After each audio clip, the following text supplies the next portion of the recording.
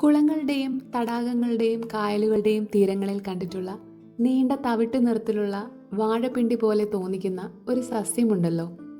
അതാണ് നമ്മുടെ ആറ്റുമൂപ്പൻ അഥവാ കാറ്റെയിൽ പ്ലാന്റ്. സാധാരണയായി ഒരു അലങ്കാര സസ്യമായി മാത്രം നമ്മൾ ഇതിനെ കാണുന്നു. എന്നാൽ അതിജീവനത്തിൻ്റെ പാഠങ്ങൾ ഒളിപ്പിച്ചിട്ടുള്ള ഒരു അത്ഭുത സസ്യമാണിത്. വിശ്വസിച്ചാലും ഇല്ലെങ്കിലും ഈ ചെടിയുടെ മിക്ക ഭാഗങ്ങളും ഭക്ഷ്യയോഗ്യമാണ്. ഇതിൻ്റെ ഇളം തണ്ടുകൾക്ക് അസ്പരാഗസിൻ്റെ രുചിയാണ്. വേരുകൾക്കാകട്ടെ ഉരുളക്കിഴങ്ങിൻ്റെ സ്വാദും. ഇതിൻ്റെ പൂമ്പൊടി ശേഖരിച്ച് മാവ് പോലെ ഉപയോഗിക്കാം.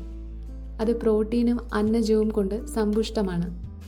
ഭക്ഷണത്തിന് പുറമെ ഈ ചെടിയുടെ ഇലകൾ പായകളും കുട്ടകളും കസേരകളും നെയ്യാൻ ഉപയോഗിക്കാം.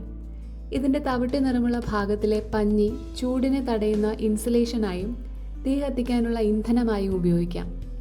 കൂടാതെ വെള്ളം ശുദ്ധീകരിക്കാനുള്ള ഇതിൻ്റെ കഴിവ് പരിസ്ഥിതിക്ക് വളരെ പ്രധാനപ്പെട്ടതാണ്. അങ്ങനെ നമ്മൾ വെറുമൊരു കളയായി കണ്ട ഈ സസ്യം പ്രകൃതിയുടെയും അതിജീവനത്തിൻ്റെയും ഒരു അത്ഭുതമാണ്. ഇനി ഈ ചെടിയെ കാണുമ്പോൾ അതിൻ്റെ പ്രാധാന്യം ഓർക്കുക.